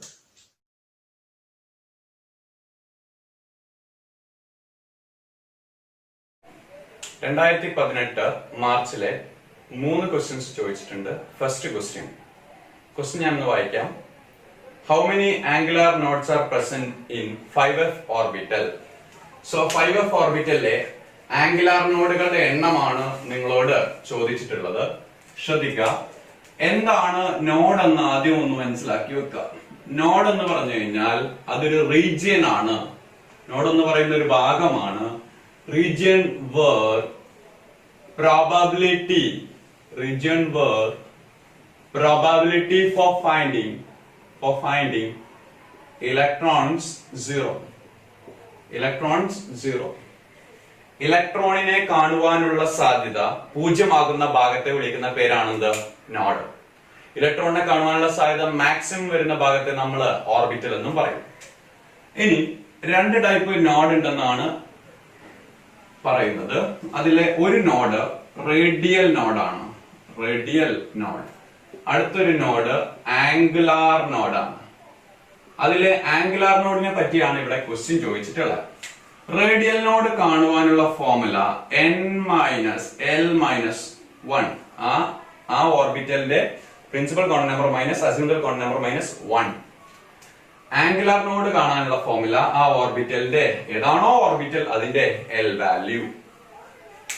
അപ്പൊ ടോട്ടൽ നോഡ് എന്താ വരുന്നത്? ടോട്ടൽ നോഡ് ഇത് രണ്ടും കൂടെ ചേർത്ത് കഴിഞ്ഞാൽ ടോട്ടൽ നോഡ് ആവില്ലേ? അപ്പൊ ഇത് രണ്ടും കൂടെ ആഡ് ചെയ്താൽ മതി. അപ്പൊ ഇവിടെ ഒരു -l, ഇവിടെ ഒരു l, രണ്ടും കൂടെ ക്യാൻസൽ ആയി പോയിട്ട് ബാക്കി n-1 എന്ന് വരും. ഓക്കെ, ഇനി നമ്മുടെ ക്വസ്റ്റ്യൻ നോക്കൂ. നമ്മുടെ ക്വസ്റ്റ്യൻ എന്താ? 5f ഓർബിറ്റലിലെ നോഡിന്റെ എണ്ണമാണ് ചോദിച്ചത്. 5f ഓർബിറ്റലിലെ നോഡിന്റെ എണ്ണം. 5f ഓർബിറ്റല് f അല്ലേ? fന്റെ l വാല്യൂ എന്താ? 3. ഓക്കെ, സോ ആംഗുലാർ നോഡ് ആണ് 5f ഓർബിറ്റൽ ഉള്ളത്.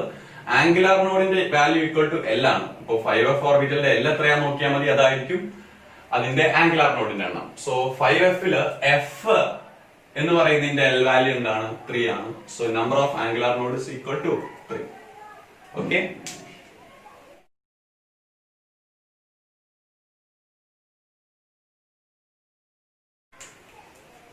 second question. Give two postulates of Bohr atom model of hydrogen atom. Write two merits and limitation of this model. So Bohr atom model BAM ഇതിന്റെ കുറച്ച് പോസ്റ്റുലേറ്റ്സും പറയണം, demerits പറയണം, മെറിറ്റ്സും പറയണം. Postulates എന്താണ്? Postulates നന്നായി പഠിച്ചിട്ടുണ്ടായിരിക്കുമല്ലോ bore atom model കാര്യങ്ങളൊക്കെ. ഒരു ആറ്റത്തിന്റെ അകത്ത് ന്യൂക്ലിയസിനകത്ത് ഒരു ഫിക്സഡ് ആയിട്ടുള്ള സർക്കുലർ പാത്തിലാണ് ആര് റിവോൾവ് ചെയ്യുന്നത്?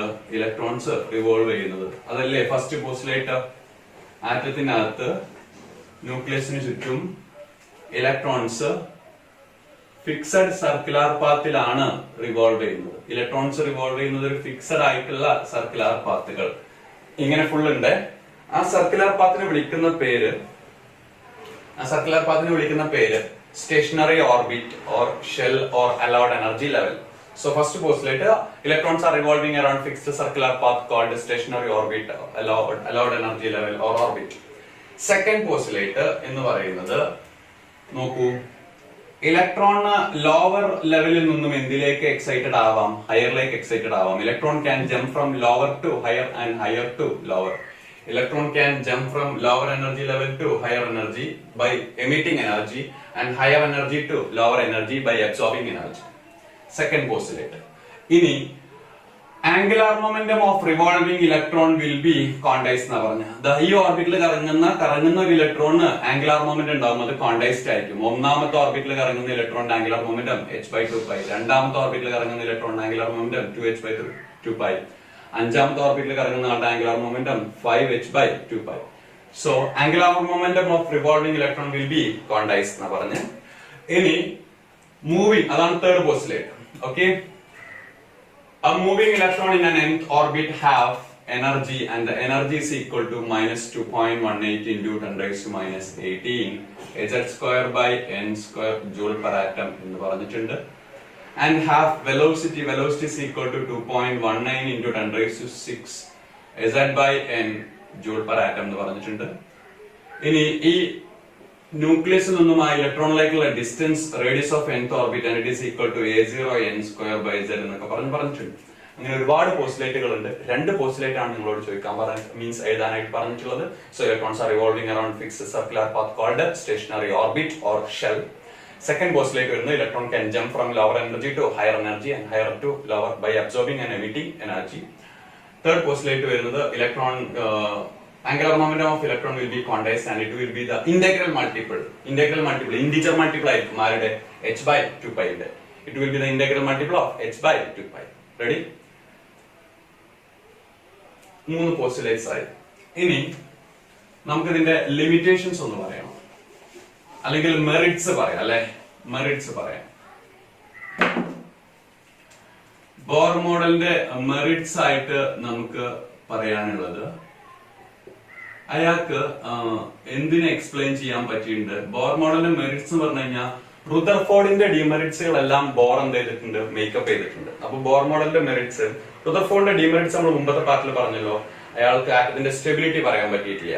അതിങ്ങനെ റിവോൾവ് ചെയ്യുമ്പോൾ എനർജി എമിറ്റ് ചെയ്ത് ന്യൂക്ലിയസിലേക്ക് ഫോളോ ചെയ്യുന്നതാണ് ആര് പറഞ്ഞത്, റുദർഫോർഡ് പറഞ്ഞത്. പക്ഷേ ആർക്ക് ആറ്റത്തിന്റെ സ്റ്റെബിലിറ്റി പറയാൻ പറ്റിയിട്ടുണ്ട്, ബോറിന് പറയാൻ പറ്റിയിട്ടുണ്ട്. So he success, he could explain what, so he able to explain the stability of atom. ഒന്ന്, he explained the stability of atom. രണ്ട് വരുന്നത് അയാൾ ഇലക്ട്രോണിക് കോൺഫിഗറേഷനെ കുറിച്ച് പറഞ്ഞിട്ടുണ്ട്. അതൊരു മെറിറ്റ് ആണ് അല്ലെ, പഠിച്ചിട്ടില്ലേ? ഫസ്റ്റ് ഷെല്ലില് 2 ഇലക്ട്രോൺ, പിന്നെ 8 electron, 18 electron, so on. Electronic configuration അയാൾ പറഞ്ഞിട്ടുണ്ട്, ഷെൽ ഇലക്ട്രോണിക് കോൺഫിഗറേഷൻ. തേർഡ് പോസ്റ്റിലേക്ക് വരുന്നത് അയാൾക്ക് എന്തിനെ കുറിച്ച് പറയാൻ പറ്റിയിട്ടുണ്ട്, ഓരോ എനർജി ലെവലുകളിൽ നിൽക്കുന്ന ഇലക്ട്രോണിന്റെ എനർജി ഒരു ഫിക്സഡ് ആണെന്നും ആ എനർജി എത്രയെന്നും അയാൾക്ക് എന്ത് ചെയ്യാൻ പറ്റിയിട്ടുണ്ട്, പറയാൻ പറ്റിയിട്ടുണ്ട്.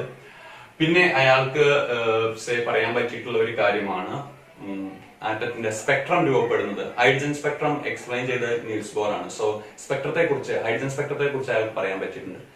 റുദർഫോർഡിന്റെ 4 ലിമിറ്റേഷൻസ്, ബോറിന്റെ 4 മെറിറ്റ്സ് ആയിട്ട് നിങ്ങൾ എന്ത് ചെയ്യുക, പഠിക്കുക. ഇനി ബോറിന്റെ ഡിമെറിറ്റ്സ് എന്തായാലും നിങ്ങൾ പഠിച്ചിട്ടുണ്ടായിരിക്കും. ഡിമെറിറ്റ്സ്, ബോറിന്റെ ഡിമെറിറ്റ്സ് ഉറപ്പായിട്ടും പഠിച്ചിട്ടുണ്ടായിരിക്കും. ഒന്ന്, ബോറിന്റെ ആറ്റം മോഡല് 1 ഇലക്ട്രോൺ, ബോറിന്റെ ഇക്വേഷൻസും കാര്യങ്ങളൊക്കെ ഒരു Z ഉണ്ട്. So it is only applicable for 1 electron species. 1 electron ഉള്ള ആളുകൾക്കാണ് bore atom model well applicable ആവുക. രണ്ടാമത്തെ ഒരു കേസ്, ഹൈസൻബർഗിന്റെ പ്രിൻസിപ്പിളോ ഡിബ്രോഗ്ലിയുടെ കോൺസെപ്റ്റോ ബോറിന് പറയാൻ പറ്റിയിട്ടില്ല. മൂന്നാമത്തെ ഒരു ലിമിറ്റേഷൻ വരുന്നത് സീമൻ ഇഫക്ട്, സ്റ്റാർക്ക് ഇഫക്ട് എന്നുള്ള 2 പ്രതിഭാസങ്ങളുണ്ട്. മാഗ്നറ്റിക് ഫീൽഡിന്റെയും ഇലക്ട്രിക് ഫീൽഡിന്റെയും പ്രസൻസിൽ സ്പെക്ട്രൽ ലൈൻസ് സ്പ്ലിറ്റ് ആവുന്നത്, അത് അയാൾക്ക് പറയാൻ പറ്റിയിട്ടില്ല. അഞ്ചാമത് വരുന്ന ഒരു ഇഫക്ട് ലൈൻ സ്പെക്ട്രം അയാൾ പറഞ്ഞു. ലൈൻ സ്പെക്ട്രത്തിന്റെ ഇടയിൽ ഫൈൻ സ്പെക്ട്രം രൂപപ്പെടുന്നുണ്ട്, അത് എന്തുകൊണ്ടെന്ന് ബോറിന് പറയാൻ പറ്റിയിട്ടില്ല. ഇത്രയുമാണ് ബോറിന്റെ limitations.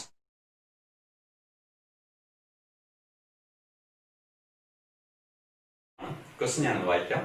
Represent graphically the variation of probability distribution psi square versus r as a function of distance of the electron from nucleus for 1s and 2s orbitals. ഒന്നുമില്ല, ശ്രദ്ധിക്കുക. നമുക്കിങ്ങനെ 2 ഐറ്റം ഗ്രാഫുകൾ ടെക്സ്റ്റിൽ തന്നിട്ടുണ്ട്. ആർ എന്ന് പറഞ്ഞു കഴിഞ്ഞാൽ ന്യൂക്ലിയസിൽ നിന്നുമുള്ള ആ ഇലക്ട്രോണിലേക്കുള്ള ഡിസ്റ്റൻസ്. ഓക്കെ, ആ 6 ഡിസ്റ്റൻസില് ഇലക്ട്രോണെ കാണുവാനുള്ള സാധ്യതയാണ് എന്ത്, psi square probability distribution or probability density. അത് രണ്ടും തമ്മിൽ പ്ലോട്ട് ചെയ്യാം. ഒരു 6 ഡിസ്റ്റൻസിൽ ഇലക്ട്രോണിനെ കാണുവാനുള്ള സാധ്യത y ആക്സിസിൽ എടുത്തിട്ടുണ്ട്. എന്ത്, സൈ സ്ക്വയർ. ഇവിടെ ഡിസ്റ്റൻസും പ്ലോട്ട് ചെയ്തിട്ടുണ്ട്. അത് 1s ഓർബിറ്റലിനും വരക്കണം, 2s ഓർബിറ്റലിനും വരക്കണം. അത് ടെക്സ്റ്റിൽ വരച്ചിട്ടുണ്ട്. അതിന്റെ ഷേപ്സ് നിങ്ങൾ പഠിക്കുക. 1s ഓർബിറ്റലിൽ വരുന്ന ഷേപ്പ് ഇതാ ഇങ്ങനെയാണ്. ഓക്കെ, 2s വരുന്നത് സൈസ് സ്ക്വയർ ആയതുകൊണ്ട് ഇങ്ങനെയാ പോകും. റെഡി? ഇനി ഇത് തന്നെ സൈ വേഴ്സസ് ആർ ചോദിക്കാറുണ്ട്. സൈ എന്താണ്? പ്രോബബിലിറ്റി അല്ല. സൈ എന്ന് പറയുന്നത് വേവ് ഫംഗ്ഷൻ ആണ്. Wave function versus internuclear distance ചോദിച്ചാല് 1s ആണെങ്കിൽ ഇവിടെ സൈയും ഇവിടെ എന്താ ആർ. ഏതാണ്ട് ഇതുപോലെ തന്നെയാണ് പ്ലോട്ട്. ഇങ്ങനെ ഇറങ്ങി വന്നിട്ട് ഓക്കെ. 2s ആണെങ്കിൽ അത് നെഗറ്റീവ് ആവേ, സ്ക്വയർ എടുക്കുമ്പോൾ അത് പോസിറ്റീവ് ആവുന്നു. ഇതിന്റെ സ്ക്വയർ എടുത്തപ്പോൾ പോസിറ്റീവ് ആയതാണ്. ഇങ്ങനെയാണ് 2s വരിക. ഇതിന്റെ സ്ക്വയർ എടുക്കുമ്പോൾ പോസിറ്റീവ് ആകുന്നു. ഡെൻസിറ്റി കാണുമ്പോൾ അത് പോസിറ്റീവ് ആയിരിക്കും, അതുപോലെ പ്രോബിലിറ്റി കാണുമ്പോൾ അത് പോസിറ്റീവ് ആയിരിക്കും. ഓക്കെ, ഇത് അതിന്റെ വേർബ് മോഷനെ റെപ്രസെന്റ് ചെയ്യുന്നതാണ്. എനിവേ, ഇങ്ങനെ രണ്ട് ഗ്രാഫുകൾ ടെക്സ്റ്റിൽ എന്ത് ചെയ്തിട്ടുണ്ട്, കൊടുത്തിട്ടുണ്ട്. സൈ സ്ക്വയർ വേഴ്സസ് ആർ 1s-നും 2s-നും, സൈ വേഴ്സസ് ആർ 1s-നും 2s-നും. അത് രണ്ടും നിങ്ങൾ നന്നായിട്ട് പഠിക്കുക.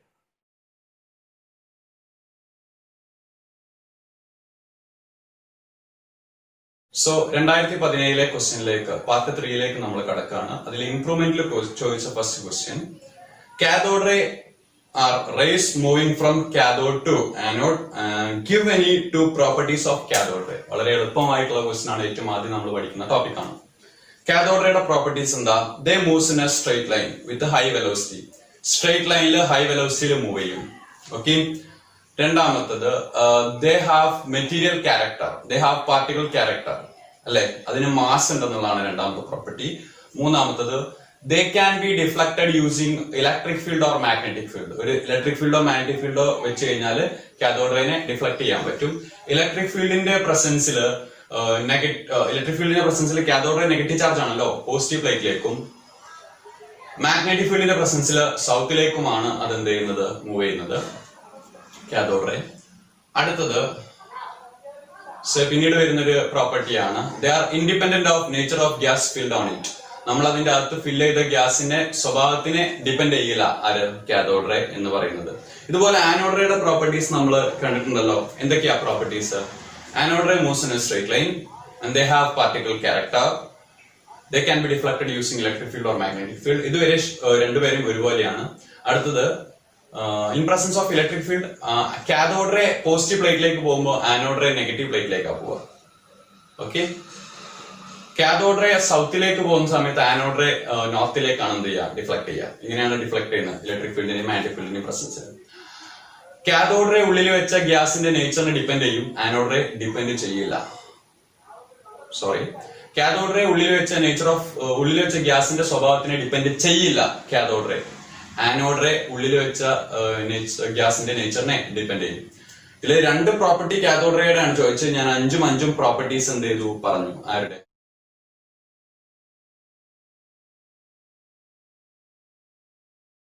രണ്ടാമത്തെ ക്വസ്റ്റ്യൻ നോക്കൂ. Write the electronic configuration of chromium. അത് വളരെ പരിചയമുള്ളതാണ് അല്ലെ. ക്രോമിയത്തിന്റെ atomic number 24.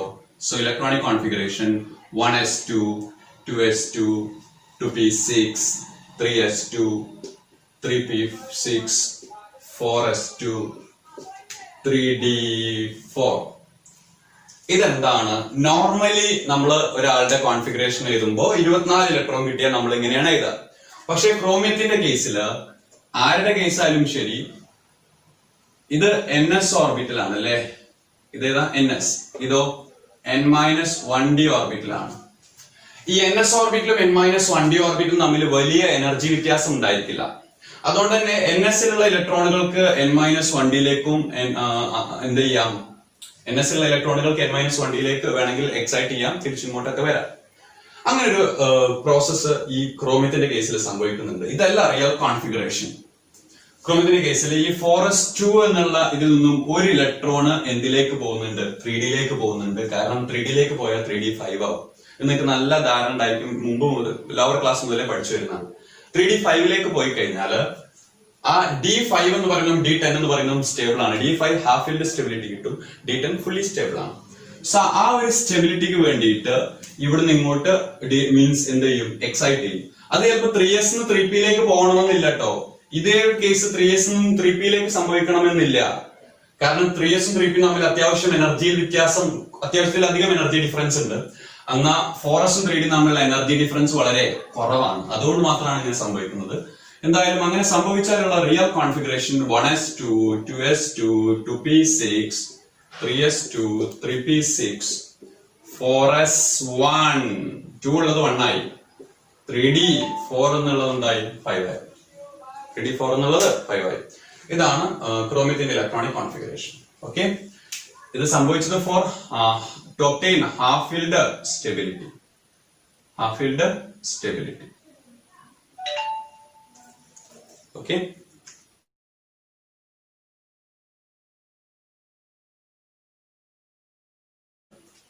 Draw the shape of S and P orbitals. So S ഓർബിറ്റലിനെയും പി ഓർബിറ്റലിനെയും ഷേപ്പ് വരയ്ക്കുക എളുപ്പമാണ്. നല്ല വരച്ച് പഠിച്ചിട്ടുണ്ടായിരിക്കും. ബോണ്ടിങ്ങിൽ നിങ്ങൾ ഓവർലാപ്പിംഗ് ഒക്കെ പഠിച്ചിട്ടുണ്ട്. അവിടെയൊക്കെ പഠിച്ചിട്ടുണ്ടായിരിക്കും. സ്ട്രക്ചർ ഓഫ് ആറ്റത്തിൽ നിങ്ങൾ കേട്ടിട്ടുണ്ടായിരിക്കും. എസ് ഓർബിറ്റലിന്റെ ഷേപ്പ് എന്താണ്? സ്ഫെറിക്കൽ ആണ് അല്ലേ? സ്ഫെറിക്കൽ എന്ന് പറയുന്ന ഷേപ്പ് ഇത് കോർഡിനേറ്റ് ആക്സിസ് ആണ്. ഏത്? X, y, z. ഇതിൽ എസ് ഓർബിറ്റൽ ഉണ്ടെങ്കിൽ ആ എസ് ഓർബിറ്റലിന്റെ ഷേപ്പ് സ്ഫെറിക്കൽ ആണ്. സ്ഫെറിക്കൽ എന്ന് പറഞ്ഞു കഴിഞ്ഞാൽ 1/3 ഇലക്ട്രോണിനെ നിങ്ങൾക്ക് XY റീജിയനിൽ കാണാം, 1/3 നിങ്ങൾക്ക് YZ റീജിയനിൽ കാണാം, 1/3 നിങ്ങൾക്ക് XZ റീജിയനിൽ കാണാം. സോ സ്ഫെറിക്കൽ ആണ് ആരുടെ ഷേപ്പ്? എസിന്റെ ഷേപ്പ്. അടുത്തത് ഇനി പി ഓർബിറ്റൽ ആണ് അല്ലെ? പി ഓർബിറ്റല് 3 എണ്ണം ഉണ്ട്. 3 പി ഓർബിറ്റലുകളില്ലേ? ആരൊക്കെയാ? PX, PY, PZ. ഷേപ്പ് എന്താ? ഡംബൽ. S spherical. എസ് ഒരു ഓർബിറ്റലേ ഉണ്ടാവുള്ളൂ. അതില് മാക്സിമം 2 ഇലക്ട്രോൺ പോവുകയും ചെയ്യും ആണല്ലോ. പി എന്ന് പറയുന്നത് ഡംബൽ ഷേപ്പ് ആണ്. അതില് മാക്സിമം 6 ഇലക്ട്രോൺ പോകും. PX, PY, PZ. Dumbbell X ആക്സിസിന് അലോങ് ആയിട്ടും വൈ ആക്സിസിന് അലോങ് ആയിട്ടും ഇസഡ് ആക്സിസിന് അലോങ് ആയിട്ടും ഉണ്ട്. സോ നമ്മൾ അതൊന്ന് ചെക്ക് ചെയ്ത് നോക്കാം. PX ഞാൻ മുമ്പ് ഒരു ക്വസ്റ്റ്യനിൽ വരച്ചിട്ടുണ്ടായിരുന്നു, മുമ്പത്തെ പാർട്ടില്. PX എന്ന് പറഞ്ഞു കഴിഞ്ഞാൽ ആ ഡംബല് എക്സ് ആക്സിസിന് അലോങ്. ഇവിടെ എക്സ് ആക്സിന് അലോങ് ആയിട്ടാണ് ഇലക്ട്രോണെ കാണുന്നത്. ഇത് എക്സ്, ഇത് വൈ. PX. PY എങ്ങനെയായിരുന്നു? ഇലക്ട്രോണെ കാണാനുള്ള സാധ്യതയാണ് ഈ മാർക്ക് ചെയ്യുന്നത് കേട്ടോ ഓർബിറ്റല്. PY വൈ ആക്സിസിന് അലോങ് ആയിട്ട് കാണാൻ പറ്റും. PZ പുറത്തേക്ക് ഒരു ആക്സിസ്, പുറത്തേക്കാണ്. നമുക്ക് ഇങ്ങനെ ചെരിച്ച് വരക്കാൻ പറ്റുള്ളൂ. അതിനെ കുറിച്ച് അറിയുന്നുണ്ടാവും. Z ആക്സിസിന് അലോങ് ആയിട്ട് കാണാൻ പറ്റും. ഇതാണ് PZ. So shape of PX, PY, PZ വരക്കാൻ പറഞ്ഞാൽ ഇതാണ് ഉദ്ദേശിക്കുന്നത്.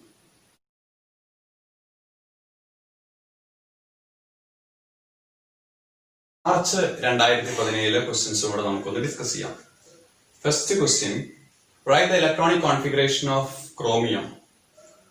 അതിന്റെ അറ്റോമിക് നമ്പർ Z തന്നിട്ടുണ്ട്. ക്രോമിയത്തിന്റെ ഇലക്ട്രോണിക് കോൺഫിഗറേഷൻ എഴുതണം. ക്രോമിയത്തിന്റെ atomic number Z equal to 24 തന്നിട്ടുണ്ട്. നമ്മൾ തൊട്ട് മുമ്പത്തെ ക്വസ്റ്റ്യൻ ചെയ്തു അല്ലേ? സോ അത് ഞാൻ വേഗം എഴുതുമേ. അതിനുശേഷം പറയുന്നത് find the number of electrons in the subshell with azimuthal quantum number L equal to 2. ഇതേ ക്വസ്റ്റ്യന്റെ ഫസ്റ്റ് ക്വസ്റ്റ്യന്റെ എ പാർട്ട് ആണ് ഇത്, ഇലക്ട്രോണിക് കോൺഫിഗറേഷൻ. ബി പാർട്ട് ആണ് ഫൈൻഡ് ദ നമ്പർ ഓഫ്, എങ്ങനെയാണ്?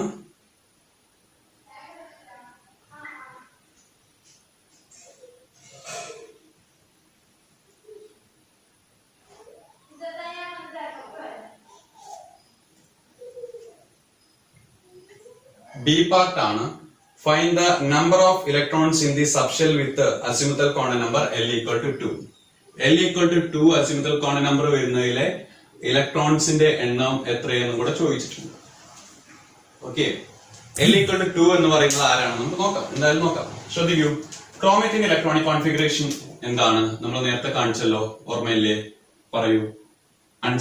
എക്സെപ്ഷണൽ ആയിട്ടുള്ള configuration 1s2, 2s2, 2p6, 3s2, 3p6, 4s1, 3d5 അല്ലെ?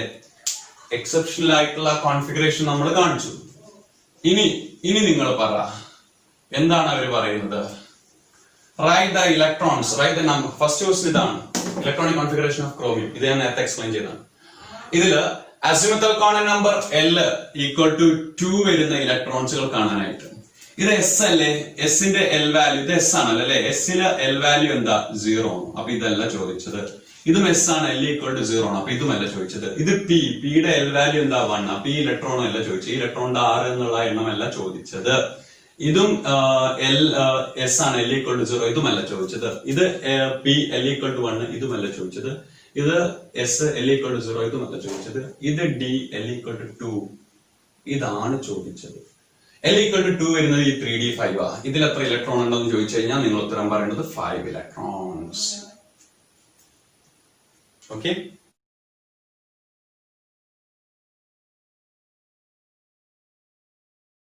ഒരു ക്വസ്റ്റ്യൻ ഇവിടെ മാർച്ച് 2017 ഉണ്ട്. ക്വസ്റ്റ്യൻ ഇതാണ്, write the mathematical equation of Heisenberg uncertainty principle and its significance. നമ്മൾ part 1 Heisenberg uncertainty principle പറഞ്ഞിട്ടുണ്ടായിരുന്നു. It is impossible to predict both position and momentum of a moving subatomic particle simultaneously and precisely. Mass കുറവുള്ള ഒരു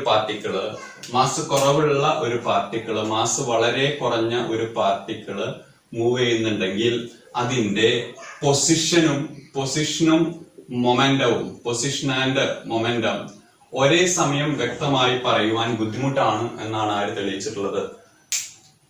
Heisenberg തെളിയിച്ചിട്ടുള്ളത്. ഒരേ സമയം പറയുവാൻ ബുദ്ധിമുട്ടാണ്, ഒരേ സമയം ആക്യുറേറ്റ് ആയിട്ട് പറയാൻ ബുദ്ധിമുട്ടാണെന്നാണ് ഹൈസൻബർഗ് തെളിയിച്ചിട്ടുള്ളത്. എന്നിട്ട് അയാൾ പറഞ്ഞു പൊസിഷനിലുള്ള എറർ അൺസർട്ടനിറ്റി ഡെൽറ്റ എക്സ്, മൊമെന്റത്തിലുള്ള error uncertainty delta P, and the product of these uncertainties, ഈ രണ്ട് എററിന്റെയും product delta X into delta P, അത് കൂടുതലോ അല്ലെങ്കിൽ ഈക്വലോ ആവാം h/4π എന്നുള്ള രീതിയിൽ നമ്മൾ ഇക്വേഷനും കണ്ടിട്ടുണ്ടായിരിക്കും. സോ ഇതാണ് first question, mathematical expression of Heisenberg uncertainty principle. Delta X into delta p greater or equal to h/4π. ഇനി ഇതിന്റെ സിഗ്നിഫിക്കൻസ് ഒന്ന് ശ്രദ്ധിക്കുക. ഇലക്ട്രോൺസ് ഒരു മൈക്രോസ്കോപ്പിക് പാർട്ടിക്കിൾ ആയിരിക്കവേ അത് ഫിക്സഡ് സർക്കുലർ പാത്തിൽ കറങ്ങുന്നു എന്ന് പറഞ്ഞു.